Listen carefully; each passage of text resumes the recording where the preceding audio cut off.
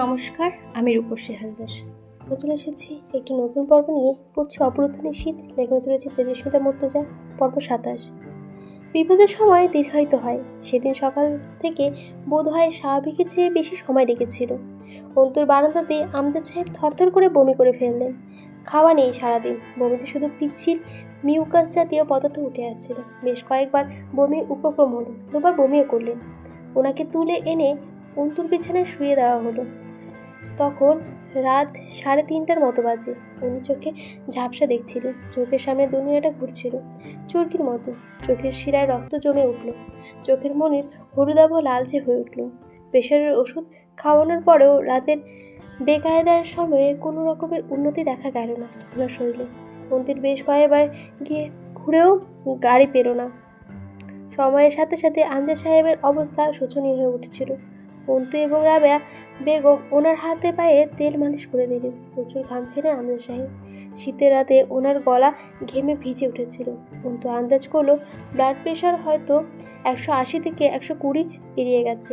ওষুধ খাওয়ানোর পরেও তার ডাউন করছিল না। সকাল 6টার সময় ওনাকে হাসপাতালে ভর্তি করা হয়ে গেল। তখন ওনার ভেতরে সেসব উপসর্গ প্রকাশ পাচ্ছিল। অন্তরাত্মা কেঁপে উঠল তাতে। আমজাদ সাহেব মাথার ব্যথায় ছোট্ট বাচ্চার মতো ছটফট করছিলেন। চোখে দেখছিলেন না। অন্তুকে একবার রাবেয়া বলে ডেকেছিলেন। অন্তু অনিয়ন্ত্রণভাবে ডুকরে ওঠে। তখন খানিক বাদে বোঝা গেল ওনার এক পাশের অকেজো হয়ে গেছে। বোধ হয় নিথর লাগছে বাম পাশটা। ডাক্তার দৌড়ে এসে ব্লাড প্রেশার মাপলেন। মুখটা ছোট করে ডাক্তার বললেন না কিছু। দ্রুত নার্সকে আদেশ করা হলো ওনাকে সিটি স্ক্যান রুমে শিফট করার জন্য। চলে যাওয়ার সময় শুধু এইটুকু বলে গেলেন, রোগীকে উচ্চ রক্তচাপ নিয়ন্ত্রণের জন্য করতে হবে। গড সেভ হিম। অন্তু চুপচাপ বসে রইল বেডের ওপর। এখন বড় ডাক্তার নেই হাসপাতালে। বড় ডাক্তার রাউন্ডে আসবে কমপক্ষে সকাল 10টায়। অন্তু বাচ্চাদের মতো অন্তিকে জিজ্ঞাসা করে, ওরা কি বলেছে? কি বোঝাতে চাইছে? আব্বুর ব্রেইনে স্ট্রোক হয়েছে? কি বলতে চাচ্ছে ওরা? অন্তিক জবাব দেয় না, চুপচাপ বসে থাকে পাশে। চেপে রাখে অন্তুর হাতটুকু। থরথরে কেঁপে উঠছে অন্তুর দেহ। চোখ দুটো অশান্ত, চঞ্চল, কাঁদছে না।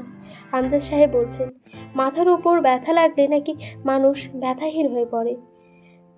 ব্যথাহীন হয়ে পড়ে। আঘাতের ওপর আঘাত লাগলে মানুষের সহনশীলতা বাড়িয়ে দেয়। ডাক্তার জানালেন, রোগীর উচ্চ রক্তচাপ বাড়ছে কোনো জটিল উত্তেজনা এবং দুশ্চিন্তার ফলে, আর তা অনিয়ন্ত্রণের যাবার ফলে। আপাতত ওনাকে সাধারণ ওয়ার্ডে রাখা হলো।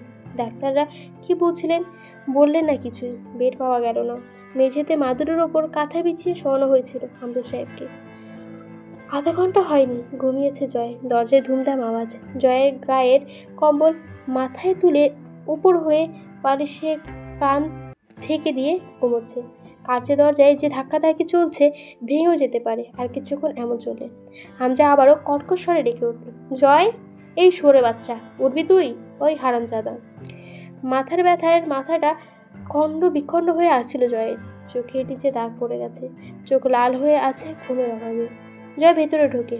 আর্মিনের বাপ হাসপাতালে, যা ওইখানে, দ্রুত বের হ। জয় ভ্রু কুচকে হাই তুলে বলল, শালির বাপ আবার কি হইল? দুম কইরা। ডায়রিয়া না কলেরা? দুম করে হয়নি। তোকে ধরে বলি দিলেও গায়ের আগুন নিভবে না। যা বলছি সেটা কর। জনগণ জানে গতকাল কি হয়েছিল।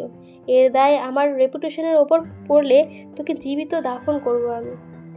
আমার জন্য হয়েছে নাকি? সেদিন পলাশ মারছে, ওই জন্যই অসুস্থ হয়ে পড়ে। আর আমি ওইখানে যাই কি করব? ওই শালের মেয়ে এমনি সহ্য করতে পারে না আমারে। কথা বাড়াচ্ছিস কেন? বাথরুমে যা, ফ্রেশ হ। কোনো প্রয়োজন হলে তার ব্যবস্থা করবি। আশেপাশে থাকবি ওদের। যা বুঝলাম শুনে স্ট্রোক হয়েছে। হয়তো পাপ করেছিল তার মাসুল হিসেবে, অথবা তোর বিয়ে করা বউয়ের খাতিরে। যা। জয় বিরক্ত হয়ে ঝাঁঝি মারল। আমার ঘুমের মাথা ভেঙে আসতেছে। ধনের ওষুধ হইছে এক থাপ দিয়া। হামজা নরম হলো। যা, মাঝে মধ্যে স্যাক্রিফাইস করার শাস্তির জন্য ভালো, তোর রেপুটেশনের জন্য। ফিরে এসে ঘুম দিবি। ভাই, আমি না তোমারে বুঝি না। মাঝে মধ্যে মন চায় মাথার খুলিটা উড়াইয়া দেই। জয় দাঁত খিঁচে ওঠে। আমিও বুঝি না তোমাকে, তুমিও বোঝার চেষ্টা করিও না। আমি পরে যাব। পাশের এলাকায় রাস্তার কাজের কন্ট্রাক্ট সাইন করা হয়েছে, তা দেখতে হবে। যে তুই যা এখন, আমি ঘরে আসছি। যে অলসভাবে হেঁটে বিছানার দিকে যেতেই ধমকে ওঠেন হামজা। আবার গিয়ে বিছানায় শুয়ে পড়লে বিছানায় আগুন জ্বালিয়ে পুড়িয়ে দেবো আমি। জয়কে ধরে ঠেলে দিয়ে বাথরুমে ঢুকিয়ে দিয়ে ব্রাশের টুথপেস্ট লাগিয়ে ধরিয়ে দিয়ে আসলো হামজা। কখন কি হয় ওখানে জানাস আমায়। তোর কাজকর্মে কতদিন ধৈর্য বজায় রাখতে পারবো আমি বুঝতে পারছি না। তবে আশা থাকবে রাজনৈতিক কাজের বাইরে তোর নোংরামি যেন নিয়ন্ত্রণে থাকে। আমি যেমন প্রশ্রয় দেই আর আদর দিয়ে মাথায় তুলি তোকে, পাপ বেশি হয়ে গেলে একবার ধৈর্যের টান লাগবে, এক হাতে তোর রুহুটা বের করে নিয়ে হাত কাঁপবে না আমার, জানিস তো তুই। তাই পাপও সেই অবধি করবি যে অবধি আমার ধৈর্য যদি না ঘটে। কথাগুলো বলতে বলতে রুম থেকে বেরিয়ে যায় হামজা। জয় গলা উঁচিয়ে নির্লজ্জের মতো বলে, আমি কিছু করি নাই বাল। ভালো মানুষ বলে যে পারে দোষ দিয়ে যায়। তোমার তো খালি অভিযোগ আমার ওপর, যা করি সহ্য হয় না। জিব্বাটা টেনে হিচড়ে ফেরে এগিয়ে যায় এদিকে আবার কাছে। গলার আওয়াজ উঁচু করছে কেন? জয় ব্রাশ মুখের মধ্যে রেখে এক হাতে লুঙ্গি উঁচিয়ে ধরে, বলল, জিব্বা ছেঁচার ইচ্ছে তোমার হয়েছে? আমি কেন আগাইয়া আসবো, তুমি আসো। লুঙ্গি কেসে দাঁড়াচ্ছিল বাথরুমের মেঝে সামনে, টেনে শক্ত করে বাঁধল সে। হাত দিয়ে মুঠো করে লুঙ্গি ধরে দুই ঠ্যাঙ্গের মাঝে গুজে আয়নার দিকে তাকায়। দেখতে কালো লাগলো চেহারাটা। আয়নার দিকে তাকিয়ে বলে উঠল, উফ দয়াল, জাননি বা নেও, দম কেন বাইর হইয়া যায়। চোখ লাল হয়ে আছে ঘুমের অভাবে। আমাদের কণ্ঠ শোনা গেল, দেরি করিস না জয়, তাড়াতাড়ি বের হ। সিটি স্ক্যান রুম থেকে বের হয়ে ওয়ার্ডে আনার পর আমজাদ সাহেবের এক পাশ পুরোপুরি অবশ হয়ে গেছে। ওনাকে পাজাগুলো করে ধরে মাদুরে শোয়ানো হলো। পরে রইলেন ওইভাবে, অপলক তাকিয়ে আছে তার চোখ দুটো অন্তুর দিকে। জোরে জোরে শ্বাস নেওয়ার চেষ্টা করছিল। অন্তুর থেকে চোখ ফিরিয়ে রাবেয়ার দিকে তাকালেন। কম্পিত বাম হাতটা এগিয়ে চাইলেন, কাঁদতে কাঁদতে তা কেঁপে ধরলেন রাবেয়া। কথা বলতে গিয়ে ঠোঁট বেঁকে আসে আমজাদ সাহেবের। অন্তু ছটফটিয়ে উঠে দাঁড়ায়। এই দৃশ্য দেখতে নেই, অন্তু পারছে না। যে মানুষটার ভরার কণ্ঠস্বর ও স্পষ্ট ভাষায় বলা দামি কথা আর ধমক শুনে অন্তুর অভ্যাস, সে মানুষের অর্ধঙ্গ অসুস্থতা দেখা যায় না। অন্তুর চোখ বাধা মানতে চায় না, কিন্তু স্বার্থপর। আব্বুর জন্য সে কাঁদবে না। যে তার এই পরিস্থিতির সামনে এই অবস্থার মধ্যে ফেলে এভাবে অসুস্থতার ভয় দেখায়, তার জন্য অন্তু কাঁদবে না। রাবেয়া ওনার মুখের কাছে এসে এগিয়ে গিয়ে গেলেন। অস্পষ্ট কণ্ঠে এক পাশে ধরনের স্বরে শোনা গেল, আমায় তুমি ক্ষমা করো রাবেয়া, তোমাকে কিছু দিতে পারিনি এই জীবনে, আমায় বাঁধিয়ে রেখো না, তুমি মাফ করে দিও আমায়, অন্তুকে দেখে রেখো। আরও অনেক কিছু বলার ছিল, পারলেন না বোধহয়। রাবেয়া ওনার হাতের ওপর কপাল ঠেকিয়ে হাউমা করে কেঁদে উঠলেন। অন্তু বসে আব্বুর শিওরে, তুমি কিসের ক্ষমা চাইছো? আম্মু বকো, আম্মু তোমায় ক্ষমা করতে পারে, আমি অন্তু তোমাকে কোনোদিন ক্ষমা করবো না আব্বু। আচ্ছা কি ভেবে বলছো এসব তুমি? কিছু হবে না তোমার, এখনো রিপোর্ট আসেনি, চুপচাপ শুয়ে থাকো। পাগলের মতো বলে চলে অন্তু। অন্তিকে চোখে পানি চিকচিক করে ওঠে। আজ কতকাল বছর সে এই দেবতা তুল্য মানুষটার সাথে কথা বলেনি। তার সাথে কথা না বলায় আব্বু কোথায় হচ্ছে। এই কদিন সুযোগ বা সাহস পায়নি বলার। সেদিন যখন ক্ষমা চাইল, আমজাদ সাহেব চুপচাপ তাকিয়েছিলেন কেবল। অন্তিক পুরুষ মানুষ, পুরুষদের কাঁদতে নেই। চোখ দুটো লাল রক্তবর্ণ হয়ে ওঠে, অশ্রু জমে। আমজাদ সাহেব হাসার চেষ্টা করলেন বোধহয়, অথচ ঠোঁট বেঁকে গেল। অন্তু সহ্য করতে না পেরে উঠে দৌড়ে বারান্দায় যায়। আবার ফিরে এসে ছুটতে ছুটতে অন্তিকের ঠোঁট দুটো কাঁপছে, অথচ কিছু বলতে পারছে না ছেলেটা। ছেলেরা বাপের সামনে বোবা প্রাণী, এরা জান দেওয়ার শিকার, তবে মুখ ফুটে বাপের কাছে ক্ষমা বা ভালোবাসা প্রকাশ করতে চরম ব্যর্থ। চোখের ভাষায় আব্বুর কাছে কাঁদলো ছেলেটা, ক্ষমা চাইল, কত কথা বলল, সব দুজনের চোখের ভাষায় সীমাবদ্ধ। অভিমান, অভিযোগ, আলস্যতা ও বহুদিনের বাকিরতা জমে জমে যে শক্ত দেওয়ালটা বাপ ছেলের মাঝে খাড়া হয়েছিল, তা ভেঙে দুজনে নীরব দৃষ্টি বিনিময়ে। অন্তিক বেরিয়ে যায় রাবেয়াকে নিয়ে, অন্তুকে আব্বুর কাছে বসার সুযোগ করে দেয়। সে অপদার্থ ছেলে, ছেলে হওয়ার যোগ্যতা নেই। অন্তু ছিল আব্বুর একমাত্র সম্বল। অন্তু বসে আব্বুর সামনে, কান্না থামানোর উপায় নেই তার কাছে আজ। হাতটা চেপে ধরে অঝরে কিছুক্ষণ কাঁদলো অন্তু। আমজাদ সাহেবের চোখ ছলছল করে, তবে পানি গড়ায় না। অন্তু ডেকে ওঠে, আব্বু তুমি কি বোঝাচ্ছ? তুমি আমায় রেখে চলে যাচ্ছ, এটা বোঝাচ্ছ? তুমি পাষণ্ড জানতাম, তবে এত পাষণ্ড? আব্বু তুমি, আব্বু আমি কি করে করবো একা? আব্বু, আব্বু আমি তো এক পাও চলতে পারি না তোমায় ছাড়া। তুমি আমায় এসব ভয় দেখাও না। আমি জানি কিছু হবে না তোমার, এসব মিশিমিশি ভয় দেখাচ্ছ। অন্তু ভয় পায় না, বুঝলে? থামে অন্তু, কানাটুকু গিলে ফের বলে, তুমি এত তাড়াতাড়ি যেতে পারো না। আমি যেতে দেব না তোমাকে। মর্গের মুলুক পেয়েছো নাকি? তুমি বললে আর আমি চলে গেলাম। আমায় কি মনে হয় তোমার যেতে দেব আমায় ফেলে? সে তুমি যাবে ভালো কথা, চলো আমায় নিয়ে চলো। সেদিন যখন তোমার কাছে মরণ চেয়েছি, তুমি মারোনি আমায়, অথচ আজ নিজে যাওয়ার জন্য প্রস্তুত। আচ্ছা আব্বু, পৃথিবীর সব ব্যাপারেই কি তোমার মতো কঠোর স্বার্থপর হয়? আজ আমার উত্তর চাই, তুমি চুপ করে থেকো না। আমার গলার ভারী আওয়াজ শুনতে চাই আমি। তোমার গলার ভারী আওয়াজ শুনতে চাই আমি। বলো যে না, সব বাবা এমন হয় না, শুধু তুমিই এমন নিষ্ঠুর, পাষণ্ড, মায়াহীন, কঠিন, স্বার্থপর বাপ। বলো, আমি একজন স্বার্থপর বাপকে ভালোবেসেছি। বলো আব্বু, স্বীকার করো। আম্মা কাঁদছে কেন? তুমি কি বলেছ চলে যাচ্ছ? তাই বলেছ? কথা বলো আব্বু। টপ টপ করে পানি পড়ে অন্তুর চোখ দিয়ে। মেয়েটা নাক টানে, তার আব্বুকে ঝাঁকায় কয়েকবার করে, অভিযোগে প্রশ্ন করে, শোনো আব্বু, আমরা একটা কথা রাখবে? আব্বু রাখবে? আমি চলো তোমার সাথে যাই। একা একা থাকতে ভালো লাগবে না আমার, বুঝেছ? আমি তোমার প্রতি মায়াই নেই, তুমি পারবে না চলে যেতে আমার ছেড়ে। কিন্তু আমি তো থাকতে পারবো না তোমায় ছেড়ে। সকালে ফজরের নামাজের উজুটা তোমার সাথেই করি, তখন তোমায় লাগবে আমার। ঘুম থেকে উঠতে দেরি করলে দরজায় এসে ধাক্কাধাক্কি করার জন্য তোমাকে লাগবে আমার। কোথায় পাবো বলো? জবাব দাও। আমাকে নিতে হবে সাথে। আমি যাব তোমার সাথে, একা যেতে দেব না। স্বার্থপরের মতো আমায় ফেলে আমার পরীক্ষা দিতে যাবার সময় তোমাকে লাগে আমার, বুঝতে পারছো তুমি?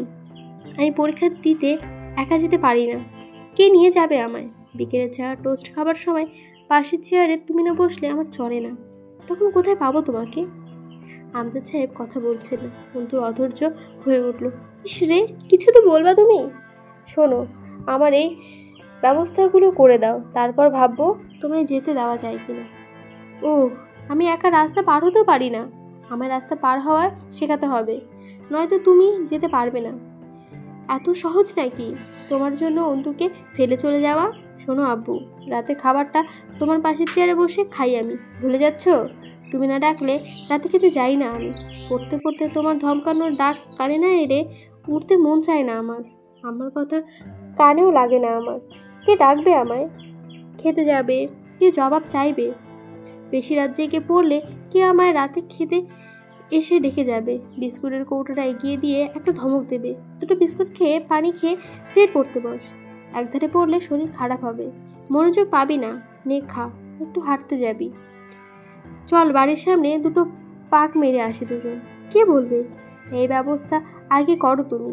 আমি কে ডেকে থমকে বলবে, মশারিটা টাঙিয়ে দে তো অন্তু, আজ মশা খুব বেশি। তুমি বুঝতে পারছো আমায় সমস্যাগুলো? আমার পদে পদে সমস্যা তোমাকে ছাড়া, একটা দিন কাটাতে পারবো না। দেখলে তো কাল তুমি ছিলে না, আর কি হয়ে গেল আমার সাথে? আমজাদ সাহেবের চোখের কোণ বেয়ে কয়েক ফোঁটা জল কানের গোড়া দিয়ে চুয়ে পড়ে। অন্তু চোখ দুটো মুছে নোট জোরে বসে, নাক টেনে শান্ত স্বরে বলার চেষ্টা করে, আব্বু বুঝলে, আমার বুকের ভেতরে খুব যন্ত্রণা হচ্ছে। তোমারও হচ্ছে? হচ্ছে না জানি, কারণ তুমি খুব স্বার্থপর আব্বু, খুব স্বার্থপর তুমি। গা কাঁপিয়ে কেঁদে ওঠে অন্তু। তুমি একটা কথা বলছো না কেন আব্বু? কি করেছি আমি? কিসের অপরাধে এই যন্ত্রণা দিচ্ছ তুমি আমায়? তুমি বুঝতে পারছো না? আমি সহ্য করতে পারছি না আব্বু। তুমি জবাব দিচ্ছ না কেন? আমার কষ্ট দিয়ে কি পাচ্ছ তুমি? আমার সহ্য হচ্ছে না তো, আমি সইতে পারছি না। কি করবো বলো তো? বুকের মাঝখানটায় আঙুল গেড়ে বলল অন্তু, এই এই এখানে এখানে কেমন যেন লাগছে। তুমি বুঝলে ঠিক কথা বলতে। তুমি টের পাচ্ছ আমি খুব কঠোর আব্বু, খুব কঠোর। অন্তুর বিলাপে আশপাশের লোকজন থমকে যায়, কারো কারো চোখে জল ছকছক করে ওঠে। আমজাদ সাহেবের চোখের কোণ বেয়ে এক ফোঁটা পানি শুরু হয়ে গড়িয়ে পড়ে। কিন্তু তা সযত্নে মুছে দিয়ে বলে, কাঁদছো কেন তুমি? কিছু হয়নি তো। আচ্ছা, আমি আর কাঁদছি না, তুমিও কাঁদবে না, কেমন? আমজাদ সাহেব নিশ্চুপ। বাচ্চারা যেমন ঘুমন্ত মানুষকে ঝাঁকায়, অন্তু ওইভাবেই আমজাদ সাহেবকে ঝাঁকায়। আব্বু! অন্তু ঝেড়ে উঠে দাঁড়ায়, চিৎকার করে ডাক্তার ডাকে। নার্স আসে, ডাক্তার আসে, অন্তুকে অন্তিক সরিয়ে নিয়ে যায়, টেনে ধরে রাখে। ধরে রাখা যায় না অন্তুকে, পাগলের মতো লাফালাফি করছে মেয়েটা। অন্তিক শক্ত করে টেনে ধরে ওকে বারান্দা নিয়ে যায়। রিপোর্ট হাতে নার্স এলো। মহিলা ডাক্তার তা দেখে চোখ বুলিয়ে নেয়। হেমোরেজিক স্ট্রোক, অর্থাৎ মস্তিষ্কের ধমনী গ্রাত্য বিদীর্ণ হয়ে মস্তিষ্ক রক্তক্ষরণ শুরু হয়েছে। বিভিন্ন স্থানে রক্ত বেরিয়ে তা জমাট বেঁধে গেছে। রোগীর বাঁচানোর সুযোগ এই স্ট্রোক দেয় না। উন্নত চিকিৎসা প্রাপ্তি অবধি হবার সুযোগ থাকে না। এই ক্রিটিক্যাল সিচুয়েশন। ডাক্তার রিপোর্ট রেখে বেরিয়ে গেল চুপচাপ। মেঝের ওপর পড়ে আছে আমজাদ সাহেব, নিথর দেহটা। নাক দিয়ে রক্ত আসছে, কান দিয়েও বেরোবে বোধহয় রক্ত। এই লাশ বেশিক্ষণ না রাখার উফ উফ লাশ কেন বলছে? মারা গেল নাকি? এই লাশ বেশিক্ষণ না রাখার পরামর্শ দিলেন ডাক্তারেরা। সেই দিক দিয়ে সম্ভব এখন গোলগুলিয়ে রক্ত বেরিয়ে আসার সম্ভাবনা রয়েছে। কিন্তু চুপ করে বসে নিল হাসপাতালের নোংরা মেঝের ওপর। জ্বলন্ত আগুনে পানি ঢালার পর ঠিক আগুন যেমন ধপ করে নিভে যায়, ওভাবে নিভে গেছে অন্তুটা। একদৃষ্টে দিয়ে আছে অন্তু ওই তো দূরে পড়ে থাকা লম্বাটে দেহবয়বের দিকে। জয় হাসপাতালের ভেতর থেকে বেরিয়ে এসে গেটের সামনে দাঁড়ায়। অস্থির লাগছে ভেতরটা। দ্রুত একটা সিগারেট ধরিয়ে ঠোঁটের ভাঁজে রাখে। অন্তুর কান্না খুব জ্বালাতন করছে। তখন ইচ্ছে করছিল গিয়ে মেয়েটাকে ঠাটিয়ে দুটো চড় মেরে আসতে। ওভাবে হাতছাড়ি করে কেউ? কাদের কিছু তো নেই। বাপকে আর মানুষের মরে না? জাভেদ আহমেদ কি মরেনি? জয়ের সামনে মরণের প্রক্রিয়াটা চলছে ওনার। জয় কি বেঁচে নেই? এখন একামের কি আছে? বারবার চোখের সামনে অন্তর কান্না জড়ানো পাগলের বিলাপ ভাসছে। বিরক্তির 2-4টা গালিও বেরিয়ে আসলো মুখ দিয়ে। এসব আবেগ বোধ করার মতো বোধশক্তি তার মাঝে নেই। সে স্বাধীন চেতা মানুষ, আবেগ ভালো। বিরক্তিতে 2-4টা গালিও বেরিয়ে এলো মুখ দিয়ে। এসব আবেগ বোধ করার মতো বোধশক্তি তার মাঝে নেই। সে স্বাধীন চেতা মানুষ, আবেগ ভালো। মানুষকে খারাপ কাজ করতে বাধ্য করে, উল্টো খারাপ মানুষের নিজের কাছ থেকে দূরে আনে। জয় ঠোঁট বাঁকিয়ে হাসে। তার খারাপের কোনো চিকিৎসা নেই, কারণ খারাপ হওয়ার তার রোগ নয়, তার সত্তাগত বৈশিষ্ট্য। হাত খাওয়া সিগারেটটা দূরে ছুঁড়ে মারল। পর্বটা এখানে শেষ হয়ে গেল। কেমন লাগলো অবশ্যই জানাবেন। ভালো লাগলে অবশ্যই লাইক করবেন, সাবস্ক্রাইব করে দেবেন। আজকে ধন্যবাদ।